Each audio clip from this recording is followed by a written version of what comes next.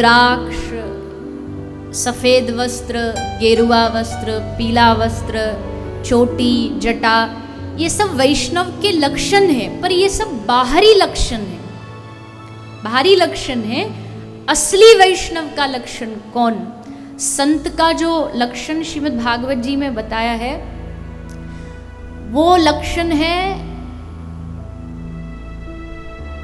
श्रुहिदा सर्वदेही नाम, सब में जो अपने परमात्मा का दर्शन करे।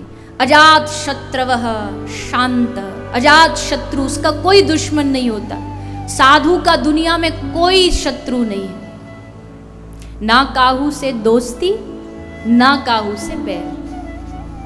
अजात शत्रव शांत, साधु का एक लक्षण भागवत में है शांत। साधु जब भी मिलेगा एकदम शांत चित्त।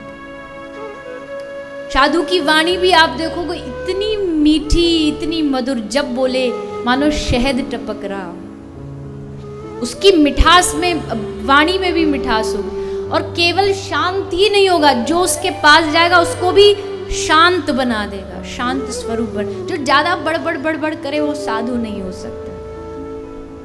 कम बोले, समय पर बोले, वो साधु। शांत साधव साधुभूषण, ये साधु के आभूषण है, ये साधु के लक्षण है। तो वैष्णव का, साधु का यही लक्षण। बाहरी लक्षण भी जरूरी है, ऐसा नहीं जरूरी है, वो भी जरूरी है। कई लोग कहते हैं ये चंदन वंदन सब दिखावा है, बेकार। नहीं, दिखावा नहीं है ये।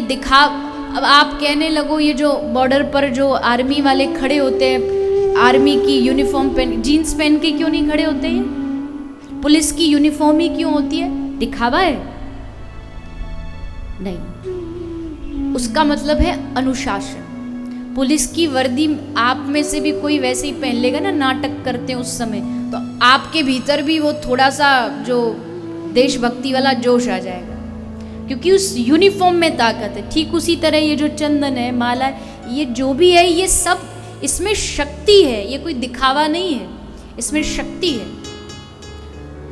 और गले की तुलसी यहाँ बहुत सारे लोग पहनते, मुझे बड़ा अच्छा लगता है। जो भी, जिस भी भगवान को, अगर आप भगवान शिव के भक्त हैं तो कोई रुद्राक्ष पहनता है, लेकिन ये ज़रूरी है, ये आवश्यक है। ये इस बात की पहचान है कि हम लावारिस नहीं, हमारा कोई मालिक है।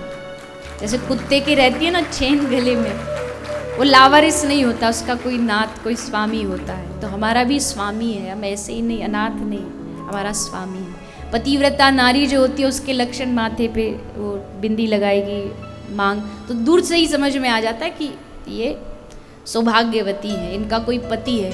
तो ये जो हम लगाते हैं ना माथे पर, ये इस बात का सूचक है कि हमारा जगत पति है, जगत का पति है हम उसके। ये हमारी स्टैम्प है, मोहर लग गई कि हो गए तुम अब उसके, अब कोई चांस नहीं है पीछे मुड़ने का।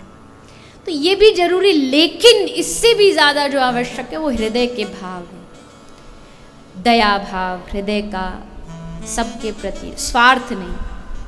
हम स्वार्थी बन गए, इसलिए स्वार्थवशी तो ये अपने जीभ के स्वाद के लिए पशुओं को मारते।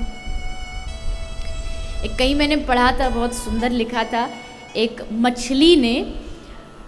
मछली और उसकी बेटी दोनों पानी में तैर रही थी और दोनों में आपस में वार्तालाप हो रही थी। तो मछली की बेटी ने पूछा कि मामा एक बात बता, हम पानी में क्यों रहते हैं और धरती वाले जमीन पर क्यों रहते हैं? तो मछली बोली, मछली को अंग्रेजी में क्या बोलते हैं? फिश। तो मछली ने कहा कि बेटी हम फिश हैं, इसलिए हम पानी पे रहते हैं, धरती पर तो सेल्फिश लोग रहा करते हैं, इसलिए हम धरती पर नहीं रहते। फिश हैं इसलिए पानी में, यहाँ तो सेल्फिश लोग। हमें स्वार्थी नहीं बनना है।